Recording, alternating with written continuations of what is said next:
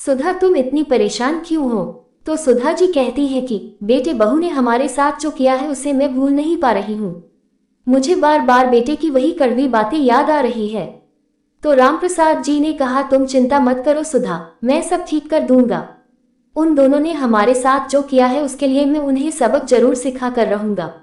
दीपक सुधा जी और रामप्रसाद जी का इकलौता बेटा है जिसकी शादी को अभी ठीक से 1 साल भी नहीं हुआ था। दीपक की पत्नी अनीता बहुत ही बदतमीज थी। अनीता के बारे में घर वालों को शादी से पहले ही पता चल गया था। सुधा जी और रामप्रसाद जी ने इस रिश्ते से मना भी किया था, लेकिन दीपक तो अनीता को एक बार देखते ही लट्टू हो गया। शादी होने के तुरंत बाद से ही अनीता घर का कोई भी काम नहीं करती थी, बस अपने फोन में ही लगी रहती थी। घर का सारा काम सुधा जी करती थी। अगर सुधा जी अनीता से किसी काम को कहती तो वह पलटकर जवाब देती, और उनके साथ बदतमीजी से भी पेश आने लगी थी। सुधा जी बेटे से बहू के बारे में कुछ कहती तो दीपक पत्नी के बारे में एक शब्द भी नहीं सुनता, और उल्टा सुधा जी को ही 2 बातें सुना देता था। एक दिन सुधा जी दीपक से बोली, बेटा बहू से बोल दे कि वह घर के काम करे, अब मैं कब तक घर के कामों में लगी रहूंगी। आखिर मुझे भी अब बुढ़ापा आ रहा है। तो क्या हुआ माँ, अगर आपको बुढ़ापा आ रहा है तो बुढ़ापे में तो और भी काम करना चाहिए। अगर बैठी रहोगी तो शरीर में जंग लग जाएगा और फिर बाद में तुम्हें ही पछताना पड़ेगा। और माँ देखो, मैं अनीता के बारे में एक शब्द भी नहीं सुन सकता, वह मेरी पत्नी है। इतना कहकर दीपक कमरे में चला गया। बेटे का 2 टूक जवाब सुनकर सुधा जी हैरान रह गई। दोपहर के 2 बजने को आए थे, लेकिन अनीता ने अभी खाना नहीं बनाया था। उसका तो बस एक ही काम रहता, यह तो फोन चलाना या फिर अपनी सहेलियों के साथ किटी पार्टी मनाना। घर के कामों में वह कभी भी हाथ नहीं लगाती थी। सुधा जी के घुटनों में दर्द रहता था, वह बड़ी मुश्किल से खड़े होकर चल पाती थी। ऐसे में घर के और रसोई के काम करना उनके लिए मुश्किल होता जा रहा था। इसके बावजूद सुधा जी रसोई के कामों में लग गई और बहू अपने कमरे में फोन पर अपनी माँ से बात कर रही थी और कह रही थी कि मैं इन दोनों बुढ़े बुढ़िया से परेशान हो चुकी हूँ।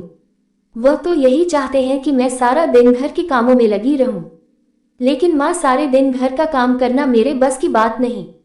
मैं यहाँ नौकरानी बनकर नहीं आई थी जो सारे दिन घर का काम करूं। मन में तो आता है कि इन दोनों को वृद्ध आश्रम में भेज दूं, फिर सुख और चैन से जिंदगी बिताऊंगी और जो मन में आए वह करूंगी। और बेटा भी उनसे खूब हंसी मजाक कर रहा था। रामप्रसाद जी ने भी बेटे को कई बार समझाया था कि बहू को समझाएं, लेकिन वह अपने पिताजी को भी 10 बातें सुना देता। अपनी बीमार पत्नी को रसोई में काम करते देखकर रामप्रसाद जी को बिल्कुल भी अच्छा नहीं लगा। वह बेटे के कमरे में गए और बहू से बोले, बहू क्या चाहती हो तुम? कि तुम्हारी बीमार सास काम करेगी और तुम मजे से आराम करोगी? अरे कम से कम सारा काम नहीं कर सकती तो उसकी मदद तो कर सकती हो। वह बीमार है, कुछ तो शर्म करो। इतना कहते ही दीपक अपने पिताजी पर भड़कने लगा। पिताजी, बेटे बहू के कमरे में पूछकर आना चाहिए, ऐसे ही मुंह फाड़े घुसे चले जा रहे हो और मेरी पत्नी से इस तरह बात करने की आपको कोई जरूरत नहीं है। वही एक कोने में खड़ी दीपक की पत्नी बड़ी खुश हो रही थी कि आज इन्होंने अच्छी तरह पिताजी को सबक सिखाया। अच्छा बेटा, अब तू हमें सिखाएगा कि हमें कैसे बात करनी है। और जितनी बातें तूने मुझे बोल दी, क्या एक बार भी तूने अपनी पत्नी से कहा कि मेरी माँ बीमार है और अकेली रसोई में काम कर रही है, तुम जाकर कम से कम मदद तो करवा दो? पर नहीं, तुझे तो माँ से ज्यादा पत्नी की चिंता है, कहीं पत्नी काम करके थक ना जाए। माँ भले ही कितनी परेशान होती रहे, अरे शर्म आनी चाहिए तुझे। इतना कहकर रामप्रसाद जी वहां से अपने कमरे में चले गए। अगले दिन अनीता दीपक के ऑफिस जाते ही अपनी सहेलियों के साथ किटी पार्टी मनाने निकल गई। सुबह से शाम हो गई लेकिन अनीता अभी तक घर नहीं आई। 9 बजे अनीता ने दरवाजे की घंटी बजाई तो सुधा जी ने दरवाजा खोला। सुधा जी अनीता की तरफ देखकर कहने लगी, बहू बहुत दिनों से देख रही हूँ कि घर की बहू जिसकी शादी को अभी 1 साल भी नहीं हुआ है, सारे दिन गायब रहती है और देर रात जाकर घर में घुसती है। यह अच्छी बात नहीं है।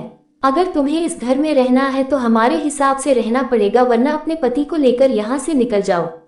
तभी ऑफिस से दीपक भी आ गया। दीपक के आते ही अनीता के झूठ मूठ के आंसू बहने लगे और दीपक से बोली, देख लो दीपक, तुम्हारी माँ मुझसे कितनी बदतमीजी से बात कर रही हैं।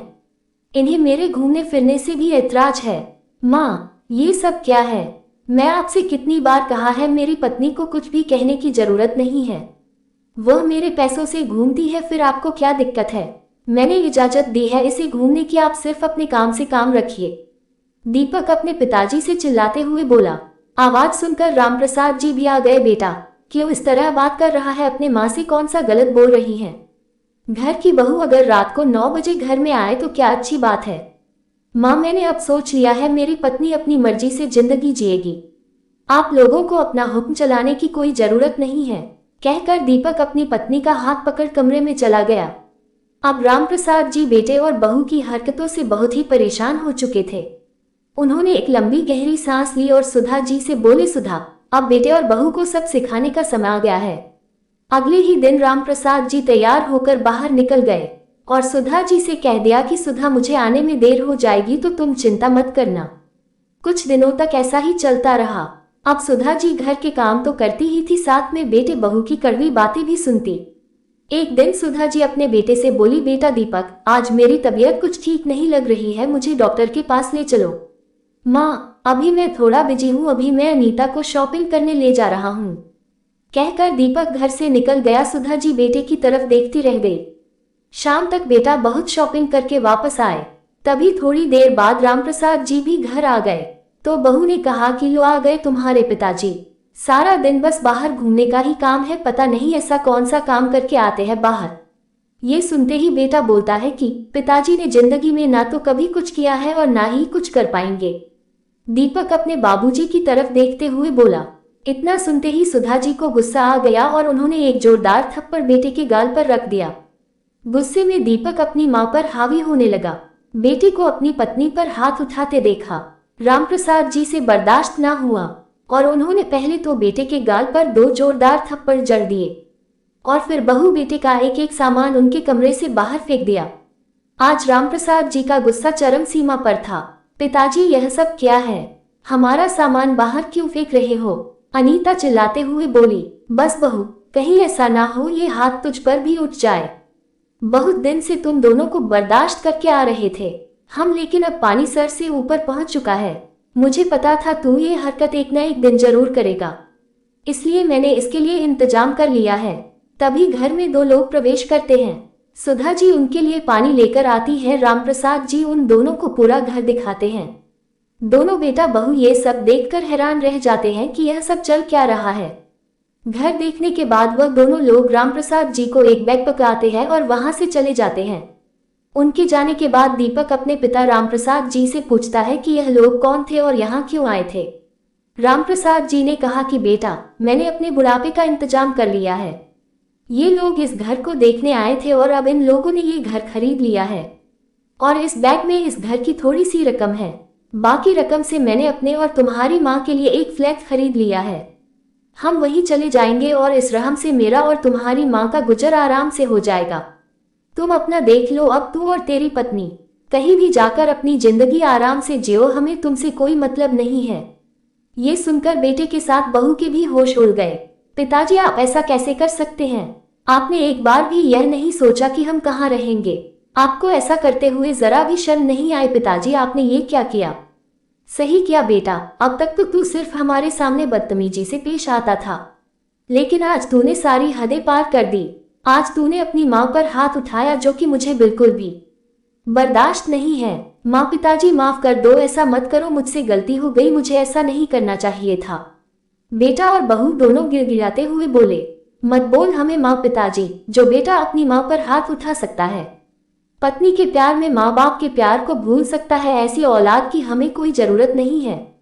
अब सिर्फ तेरी आंखों के आगे तेरी पत्नी ही रहेगी, हमारी तरफ कभी मुड़कर भी मत देखना। दफा हो जा हमारी आंखों के सामने से। दीपक अपनी माँ की तरफ देखने लगा तो सुधा जी ने भी बेटे की तरफ से मुंह फेर लिया। बेटा बहू एक दूसरे की तरफ देखने लगे और सामान उठाकर अपना सा मुंह लेकर वहां से चले गए। तो दोस्तों, आपको रामप्रसाद जी का फैसला कैसा लगा कमेंट करके जरूर बताएं। अगर आपको वीडियो अच्छी लगी तो इस वीडियो को लाइक करके चैनल को सब्सक्राइब कर देना। आपका एक सब्सक्राइब मेरे लिए 1 लाख के बराबर है।